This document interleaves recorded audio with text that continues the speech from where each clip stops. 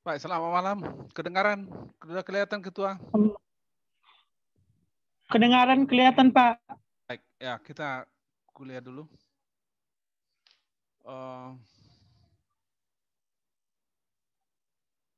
Topik kita adalah gangguan satwa liar. buku kita tetap Ali Kodra, bukunya Ali Kodra, bab gangguan satwa liar. Yang dimaksud dengan gangguan satwa liar adalah bila merugikan. Dan ini sering terjadi misalnya di pemukiman, di perladangan, di perkebunan, atau di pertambangan. Intinya adalah satwa liar itu mengganggu sehingga merugikan manusia. Baik itu secara langsung maupun secara tidak langsung. Bentuknya bisa kerugian sosial, bisa kerugian ekonomi, bisa kerugian budaya, dan bisa kerugian ekologi. Siapa yang masih buka apa itu? Masih buka. Dimut dulu, dimut ya.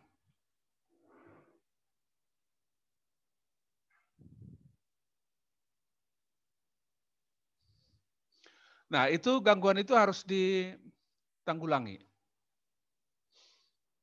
Penanggulangannya mesti harus mencakup artinya antara lain ya. Pengaturan pemanenan, perbaikan habitat, perlindungan spesies langka, pendidikan konservasi, dan peran serta masyarakat. Setidak-tidaknya 5 komponen ini harus dicakup dalam upaya penanggulangan gangguan satwa liar tersebut. Sekali lagi, pengaturan pemanenan, perbaikan habitat, perlindungan spesies langka, pendidikan konservasi, dan peran serta masyarakat. Nah, penyebab dari gangguan itu harus diteliti dulu, harus dipahami dulu, harus diidentifikasi dulu. Artinya harus ada studi. Harus ada studi. Tapi kadang-kadang tidak terlalu rumit sih kalau gangguan itu ada di kampung kita. Ya, nanti kita diskusikan bagaimana di Nias, bagaimana di Humbang Hasundutan, bagaimana daerah lain mengatasi gangguan satwa liar. Studi itu mencakup pada halaman buku itu halaman 195. Pada halaman 195 dibahas. Pertama adalah diversitas spesies. Spesies apa saja yang mengganggu tersebut, apakah satu atau beberapa. Kemudian yang kedua adalah studi tentang pergerakan satwa itu, bagaimana satwa itu bergerak. Apakah dari utara ke selatan, selatan ke utara, atau bagaimana. Yang ketiga adalah perilaku dari satwa itu. Perilakunya bagaimana? Dia mengganggu malamkah, siangkah, sorekah? Apa yang diganggu? Apakah dia suka umbi atau suka bagaimana begitu? Apakah dia suka menyerang atau dia menunggu begitu? Kemudian keempat, lingkungan hidup satwa itu sendiri. Bagaimana lingkungan hidup satwa itu? Di hutankah? Di semak belukarkah? 5, distribusi dan populasinya. Bagaimana distribusi daripada satwa liar itu? Di utara kah lebih banyak, di selatan kah, bagaimana dia? Dan populasinya berapa banyak? Dan yang keenam adalah upaya pencegahan dan penanggulangannya. Bagaimana kemungkinan upaya pencegahan dan penanggulangannya? Tentu saja ada metodenya. Pertama, studi literatur. Studi literatur artinya dibaca buku, dibaca jurnal. Bagaimana sih kalau satwa ini begitu? Misalnya kalau tikus sebagai gangguan satwa liar, kita bisa baca literatur bagaimana sih yang itu tadi, yang di atas tadi. Pola makannya bagaimana, pola hidupnya bagaimana, kebiasaan hidupnya bagaimana. Kalau itu harimau, juga bisa kita baca secara literatur. Kedua, bisa studinya pengamatan dan pengukuran di lapangan langsung. Jadi butir-butir yang kita sebutkan tadi, 5 butir yang kita sebutkan tadi bisa kita lakukan pengamatan atau pengukuran di lapangan. Tentu tidak selalu bisa ada seperti itu. Seperti misalnya kalau satwa liar itu adalah harimau. Bagaimana kita mengamati harimau ya? Bagaimana kita menghitung jumlah populasinya? Ada hal-hal yang tidak mungkin kita lakukan melalui studi tadi, melalui pengamatan atau pengukuran di lapangan.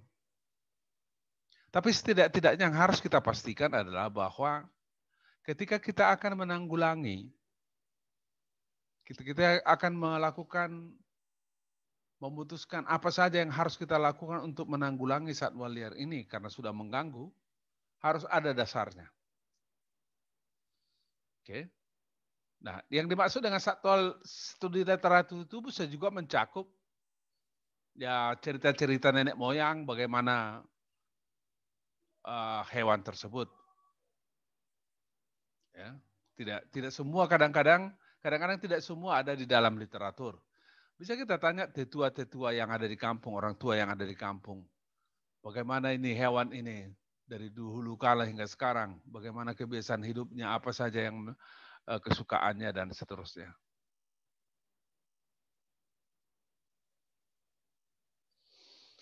Kemudian kerusakan. Harus diidentifikasi apakah bentuk kerusakan atau kerusakan disebabkan oleh satwa liar tersebut. Saya sudah sebutkan tadi, apa bentuk kerugian yang disebabkan oleh tikus.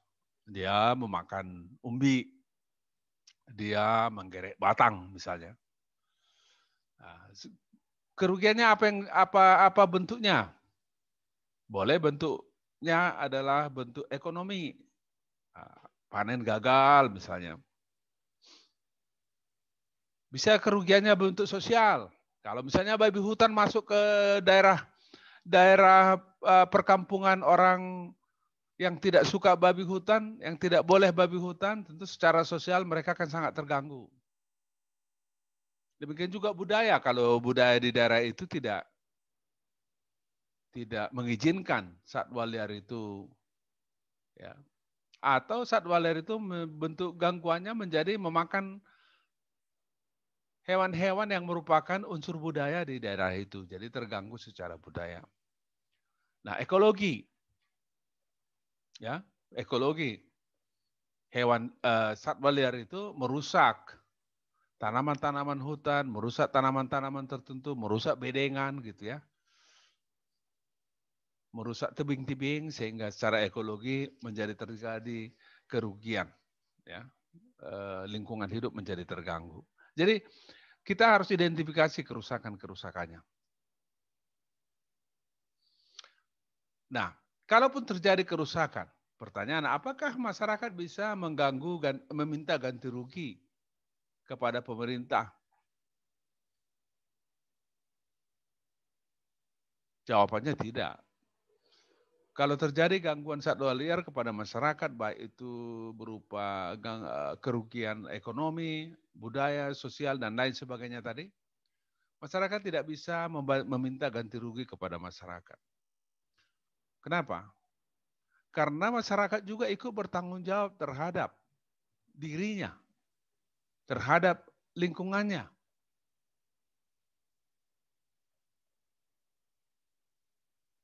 Misalnya tikus tiba-tiba datang mengganggu sawah, persawahan padi.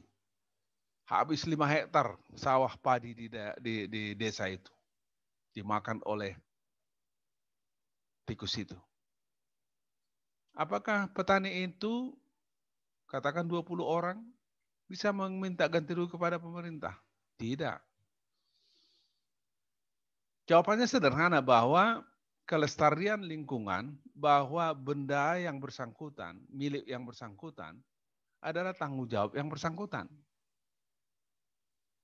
Kita asumsikan bahwa kelestarian lingkunganlah, terganggunya keseimbangan dan kelestarian lingkunganlah yang menyebabkan satwa-satwa liar itu menjadi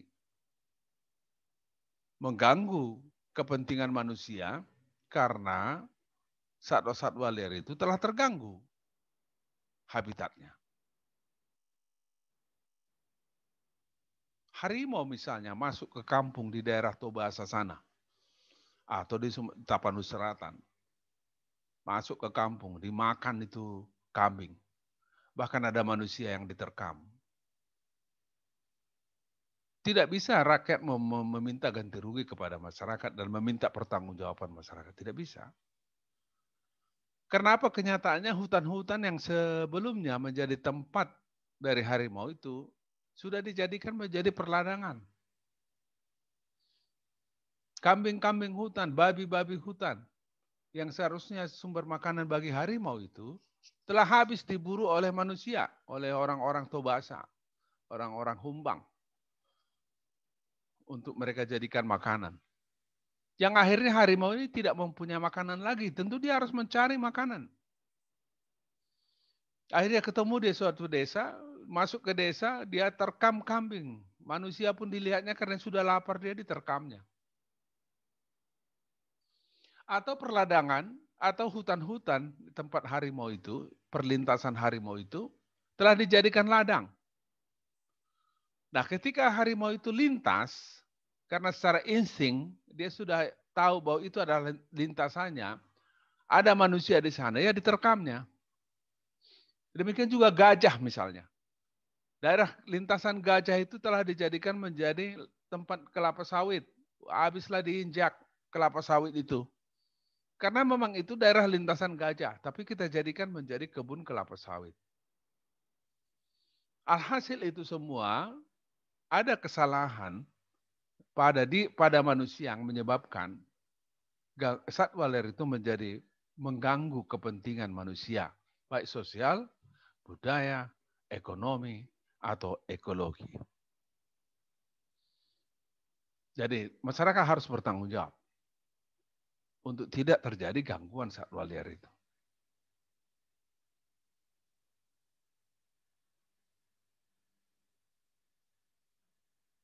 Nah, di dalam buku pada gambar 25, di sana dianalisis mengenai gangguan satwa liar. Silakan baca buku tersebut. Pada buku itu, pada halaman 202, di sana disebutkan beberapa teknik pengendalian. Sebelum saya lanjutkan dulu ini, nanti kita akan coba kaitkan dengan apa yang terjadi di masyarakat. Saya ingin tanya dulu mahasiswa yang dari NIAS. Bagaimana menurut, artinya pengendalian itu bisa juga berdasarkan wisdom, ya, wisdom masyarakat, kebijakan masyarakat, atau kebiasaan masyarakat. Bagaimana di NIAS mengendalikan tikus supaya tikus tidak terganggu, menjadi pengganggu persawahan atau perladangan atau tanaman lainnya. Kawan-kawan dari NIAS bisa menjawab? Ya, Pak. Ya, silakan. Siapa namanya? Aziza Harif, Pak. Siapa? Aziza Harif, Pak. Oh ya, Haji Jaya. Ya, Pak, izin menjawab. Di sini Ya. yang biasanya petani yang sedang berladang di sawah, sering kali jika ada hama tikus, yaitu dilakukan peracunan. Di sini ya, Pak. Peracunan, ataupun bisa juga dengan pengusiran, penjebakannya juga bisa. Karena itu yang sering di sini dibuat. Peracunan, penjebakan dengan cara menjebak tikus itu dengan membuat alat perangkap. Dan peracunan dilakukan dengan membeli obat untuk hama tikus seperti racun tikus agar tikusnya lari dan mati. Itu aja, Pak. Baik, terima kasih Ajiza. Gimana Ajiza, air laut masih bergoyang-goyang di sana di NIAS? Masih, Pak, lagi badai ini pun. Iya, ada mahasiswa dari NIAS yang mengatakan bahwa ada gangguan cuaca di sana. Oke ya. Ya, hati-hatilah kalau sudah badai ya. Baik, itu beberapa. Itu peracunan, pemagaran, tapi ada dulu saya dengar dari orang NIAS yang belum disebutkan oleh Azizah. Cara mereka mengendalikan tikus ini. Tidak dibunuh, tidak diracun, tidak dijebak. Ada yang bisa menambah?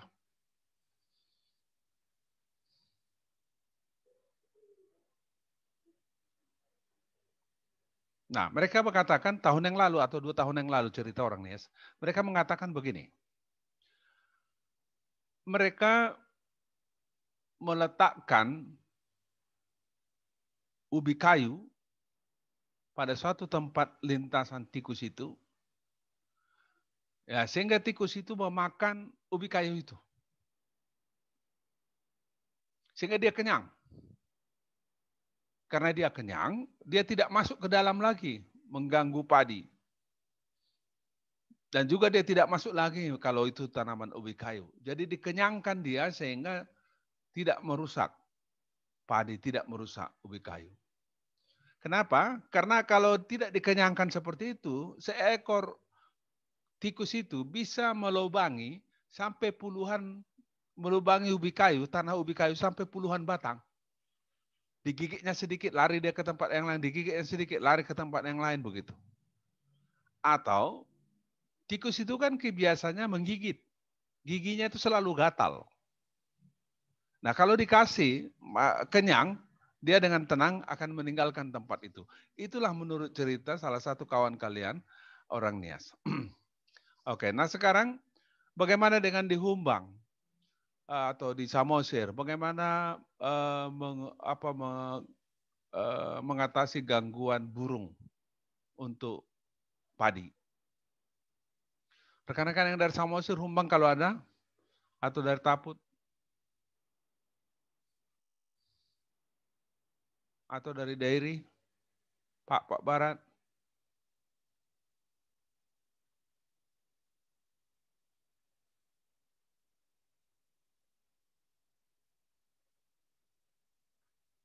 Tidak ada?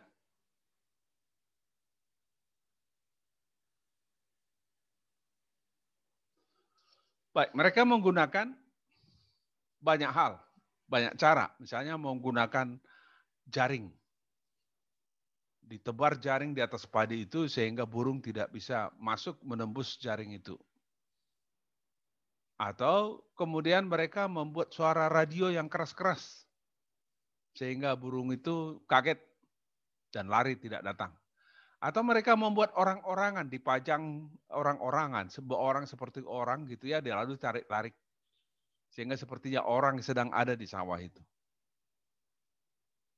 Jadi lokal punya kebijakan, punya wisdom. Wisdom kalau kita terjemahkan bahasa Indonesia apa itu ya? Kearifan lokal, kearifan lokal. Ya, lokal wisdom. Oke. Baiklah, kita lanjutkan ya.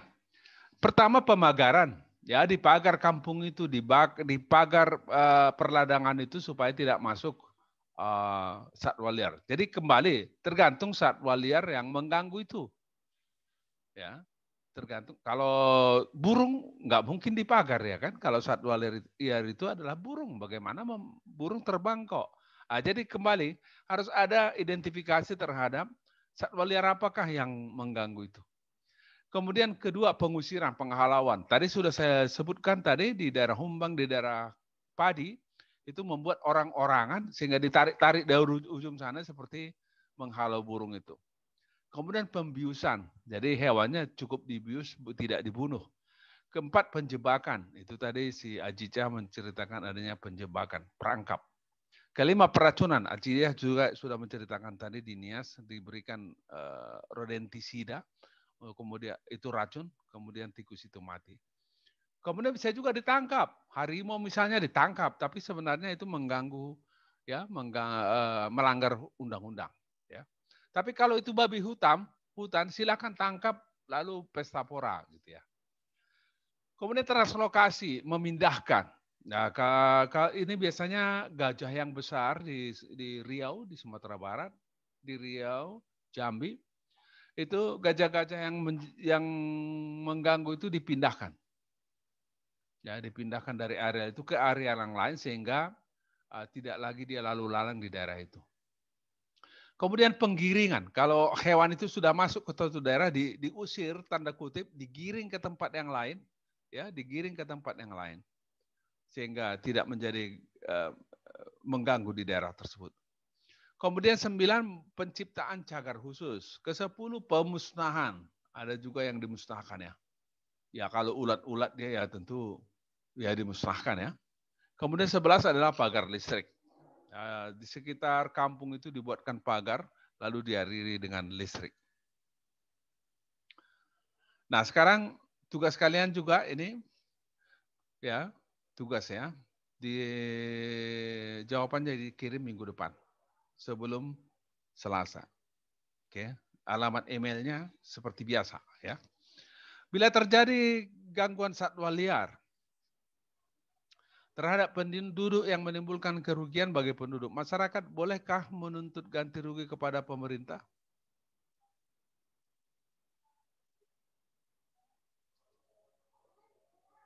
Jadi jawab dulu.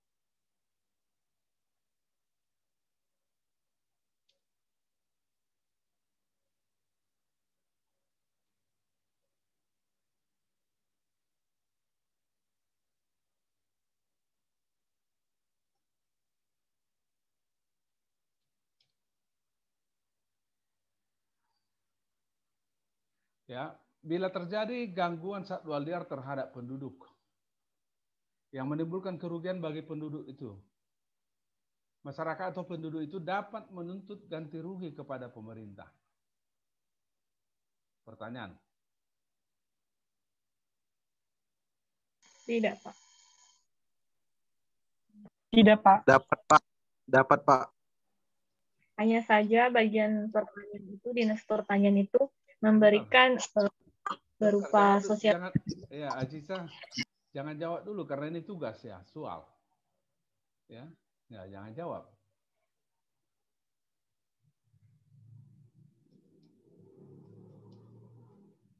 Karena ini tugas ya, jangan dijawab Aziza ya.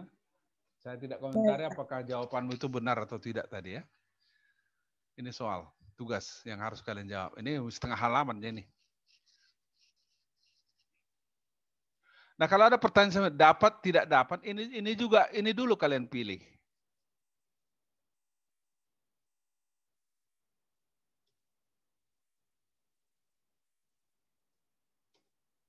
Baru kalian jelaskan jawaban Anda.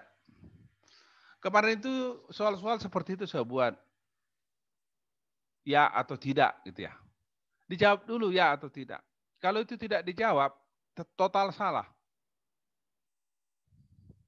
Kalau di situ dijawabnya ya, padahal jawabannya harusnya tidak, maka berikutnya saya sudah salah. Itu sudah salah.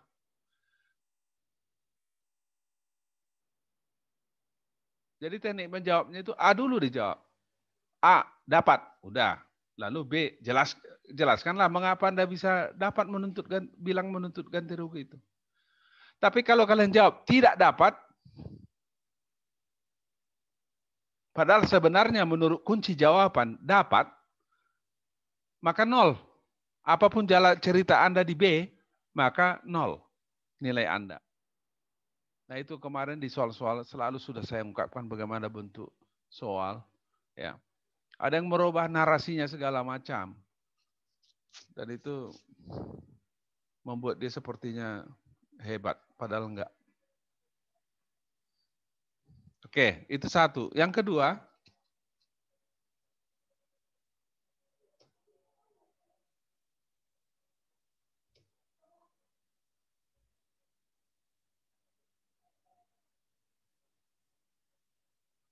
sebutkan cakupan studi dalam rangka identifikasi faktor penyebab gangguan satwa liar. Sebutkan aja, nggak usah jelaskan. Ada beberapa tadi, tinggal sebutkan aja, nggak usah jelaskan ya. Kalau sebutkan ya sebutkan aja 1, misalnya ini, 2 ini, nggak usah jelaskan. Kecuali saya minta jelaskan. Kalau hanya sebutkan ya sebutkan aja. Ini mungkin tidak sampai 1 halaman ini ya. Kembali buatkan dalam bentuk PDF, kirim ke seperti biasa, ke email yang seperti biasa, tempat latihan ke hati ya. Yang tidak menyampaikan ini, tugas ini ya tentu Nggak salah, cuma nilainya jadi 0 ya, jadi 0. Ada pertanyaan?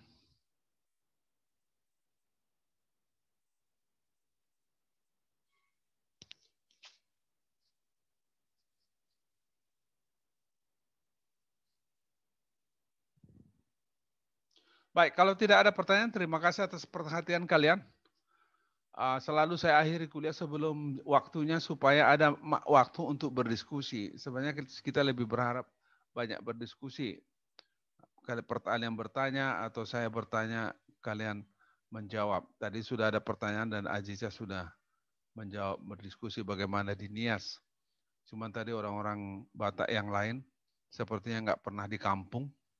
Orang Medan nampaknya yang marga Batak ini nggak ada dari Samosir, nggak ada dari Simalungun, nggak ada dari Dairi. Merasa orang kota yang tidak pernah ke ladang, ya. Nah, ini payah. Baiklah, kalau tidak ada, terima kasih atas perhatian kalian. Jaga kesehatan. Ingat, bagi yang mengambil pemulihan tanaman, mungkin besok lusa saya akan umumkan kapan kita akan kuliah pengganti sekali pemulihan tanaman.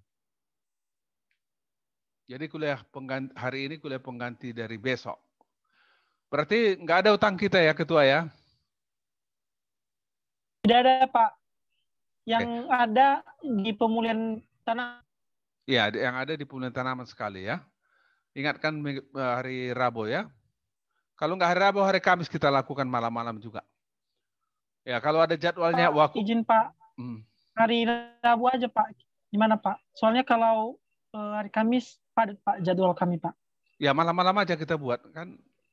Bisa Pak, bisa Pak. Supaya tidak mengganggu. Kan nggak ada wakuncar ya. Tahu wakuncar? Waktu kunjung pacar. Iya, tunda dulu. Waktu kunjung pacar dari ketua ke Claudia. Claudia kan di Nias juga ya, Claudia ya? Kau di Nias, Claudia? Iya, Pak. Ricky, tunggu dulu. Nggak usah waktu kunjung. Nggak usah kunjungi dulu Claudia ya. Atau Aziza nggak usah kunjungi dulu ya. Oke lah. Baik. Kembali nilai keanekaragaman hayati mungkin Rabu Kamis akan saya sampaikan ke fakultas oleh Ibu. Boleh dicek di sana nilainya. Sekali lagi, nilai keanekaragaman hayati dan juga pemulihan tanaman mengecewakan. Ya, mengecewakan. Ada nilai satu orang 90, ada yang 75. Ya, satu di antara yang bagus misalnya Ajijah bagus lah. Cuman nggak ada yang 100. Yang lain ada yang 0, ada yang 20.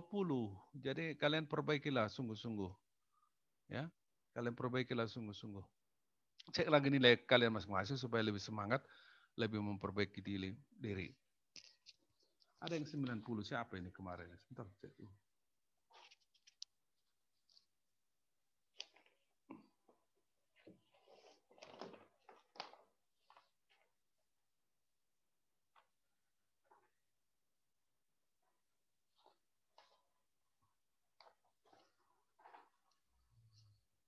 Atau aku sebut aja satu-satu? Bisa Pak. Cuman ketahuan, Bisa, Pak. Ketahuan belangnya nanti ya. Oke, cepat aku sebut ya. Ya. Hendro Gultom 30, Pius tidak ada, Agustinus 33, Joshua 60, Poniton 50, Kevin 20, Roni 40, Madison 37, Mikael 30, Padri 33, Yoga 46, Sepi 25, Haposan 40, Hari 55, Denny 15, Samuel 48, Kan 30, Angelina 27, Mega 32, Nerlin 18, Henry 18, Eko 45, Agustin 20, Samuel 37, Ricky 40, Putra 33, Ricky Aprianto Gari Ketua 18, Juanda 26, Alexus 33, Max 33, Andre 33, Obet 30, Irwan 40, Tony 39, Mika 38, Dani 65, lumayan. Andreas 40, Arif 38, Jepri 48, Joel 38, Genhard 60, Wahyu 32, Sandi 38, John 45, Jun 21, Boy 15, Rio 40, Suardi 33, Rayanda 38, Jogindo 55, Nisa 35, Ian 48, Chandro Bronitama Sianturi, ini bagus 75. Boy Pangihutan Simbolon 60, Bambang 31, Eliezer 33, Ino 39, Adi 35, Benjamin 38, Manuel 40, Destri 33, Ardian, Felix Kutagalung 33, Aldo 40, Definitif Waru 54, Hotma 18, Andreas 38, Wandiko 45, Arman 16, Joshua 65, Anggi 25, Melki 50, Rizky Fernando Stinja 38, Lucia Simajunta 19, Manda 25, Monica Restrian Sitohang 38, Torini 38, Andri 55, Dina 33, Bintang tidak ada jawabannya, Darman 35, Martin Sani 18, Riwanto 50, Leni 32, Aziza Harefa 75. Kemudian 1973-006-30. Orang THP. Siapa ini orang THP? Claudia ya? Siapa orang THP? Iya, Pak. 30 ya. Nah, itulah gambaran umumnya. Jadi semangat lagi buat tugas dengan baik. Kuis-kuis baik, ujian akhir juga harus baik ya. Standar kita tahu. Jadi yang bagus itu hanya Aziza 75 sama siapa tadi? Dani 65. Izin Pak. Izin Pak. Izin Oke. Pak. Ya. Gimana cari penilaiannya Pak? Soalnya kalau soal UTS kemarin itu udah baik pas saya isi kemarin Pak. Ya salah lah dengan jawab. Tugas-tugas udah bisa. Iya, UTS-mu kan udah kuperiksa, itulah nilaimu. Bagaimana menilainya? Kan aku yang membuat penilaian. Ya, jawabanmu tidak pas 0, 2, 5, 10. Tergantung jawabanmu ya. Bagaimana menilai? Ya, aku lihat apakah jawabanmu itu sesuai dengan diharapkan. Kalau tidak sesuai 0, 5, 10, tergantung. Ya. Oke, belajar lagi baik-baik ya. Pemulihan tanaman besoklah, atau lusa saya waktu pertemuan nanti saya umumkan atau kalian lihat di fakultas. Saya umumkan ini cepat supaya kalian siap-siap. Bagi yang bagus jangan jatuh lagi, bagi yang buruk segera perbaiki di sikap, di kuis, di tugas, di UAS. Masih bisa ditolong ya. Semangat ya. Saya objektif nilainya, tidak ada perasaan apa-apa. Di sikap sudah saya catat siapa yang sikapnya kurang baik. Sikap itu termasuk diantaranya absensi ya. Oke, terima kasih kalau udah mau habis ini. Salam sehat kalau tidak ada pertanyaan. Salam sehat Pak. Ya. Jaga Sehat, kesehatan. Pak. Jaga kesehatan masing-masing.